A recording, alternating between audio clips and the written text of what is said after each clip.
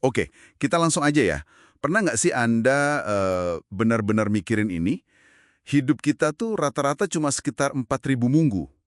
Pas saya dengar pertama kali rasanya, wah, singkat banget ya. Iya loh, bikin kaget ya kalau dipikirin gitu. Nah, sumber-sumber yang Anda bawa ini, nih, benar-benar ngajak kita buat, ya, bergulat sama kenyataan waktu yang terbatas ini. Betul sekali, dan sumber ini langsung nunjukin ada ironi besar gitu di zaman sekarang.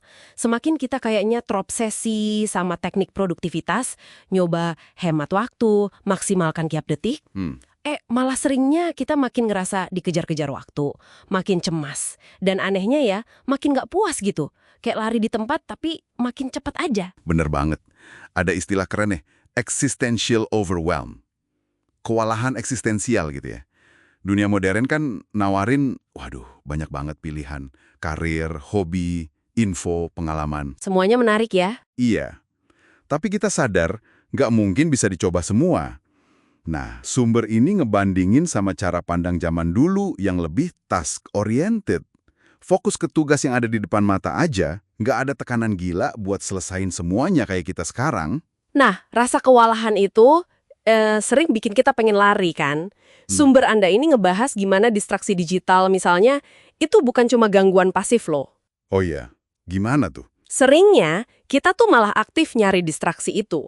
Kayak kata Shinzen Yong, kita pengen menghindar dari rasa nggak nyaman pas lagi hadapin tugas susah. Atau bahkan ya pas mikirin keterbatasan kita sendiri. Jadi distraksi itu semacam pelarian sesaat. Pelarian dari fakta kalau waktu kita terbatas gitu. Tepat. Sumber ini ngaitinnya sama kecemasan kita akan masa depan yang pasti. Kita kan pengennya kontrol, pengen kepastian, padahal itu nggak mungkin. Ada kutipan menarik nih dari Martin Hegland. Gimana tuh katanya? Dia bilang, kalaupun kita hidup abadi, hidup malah jadi nggak bermakna. Loh kok bisa? Ya karena kita nggak perlu milih lagi. Justru karena waktu terbatas, makanya tiap pilihan kita mau ngapain sama siapa, jadi penting banget. Keterbatasan itulah yang ngasih bobot.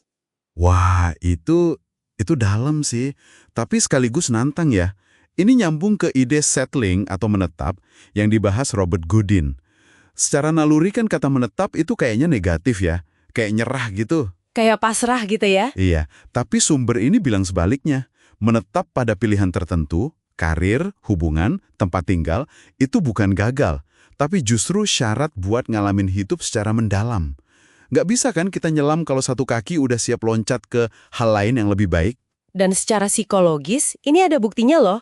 Eksperimen Daniel Gilbert soal milih poster itu nunjukin orang lebih happy setelah bikin komitmen yang final, yang susah diubah. Oh, gitu ya.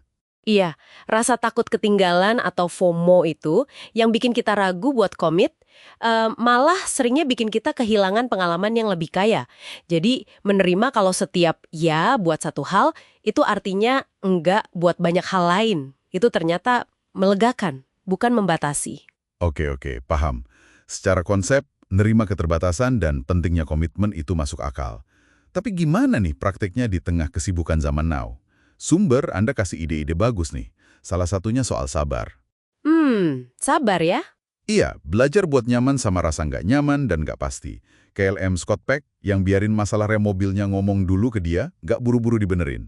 Ada juga konsep radical incrementalism dari Robert Boyce. Ini menurut saya relevan banget. Gimana tuh? Jadi, ini soal ngerjain hal penting secara konsisten, tapi dikit-dikit aja porsinya. Bahkan mungkin sengaja berhenti pas lagi semangat-semangatnya.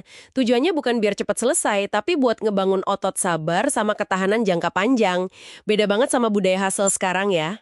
Yang penting gaspol terus gitu ya. Nah, iya. Ini kebalikannya. Dan ini nyambung banget sama analogi yang menurut saya kuat banget dari sumber Anda soal parabel stasiun bus Helsinki dari Arno Minkinen.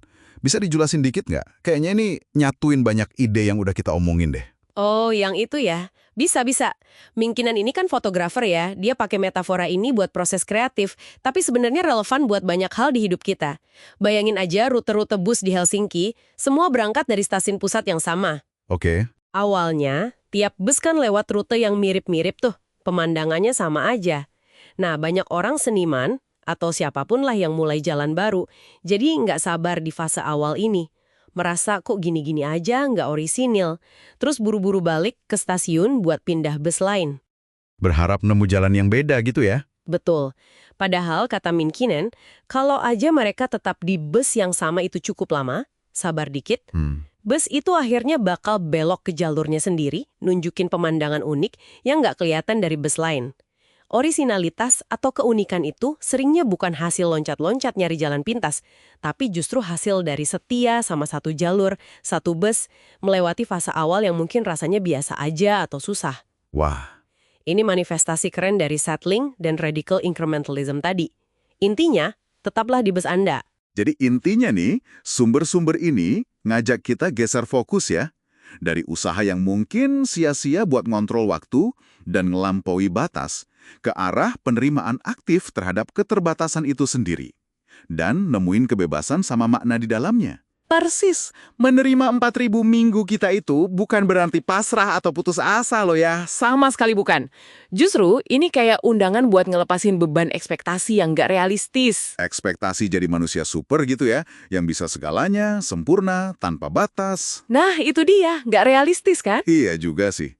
Jadi ini ngebebasin kita buat fokus ke apa yang beneran penting. Dan mungkin buat Anda ya, di sini sekarang ini, dengan semua keterbatasan kita. Bukan soal maksimalin waktu, tapi memaknai waktu yang ada. Benar gitu? Tepat sekali. Itu esensinya. Nah, sebagai penutup nih, mungkin ini pertanyaan buat Anda renungkan di rumah. Kalau Anda benar-benar nerima, nih, kalau Anda gak bisa ngelakuin atau ngalamin semuanya, kira-kira hal penting apa yang mungkin selama ini Anda kejar mati-matian, yang bakal Anda pilih buat diabaikan secara sadar? Supaya bisa lebih fokus, lebih dalam, di bas yang paling berarti buat Anda sekarang ini.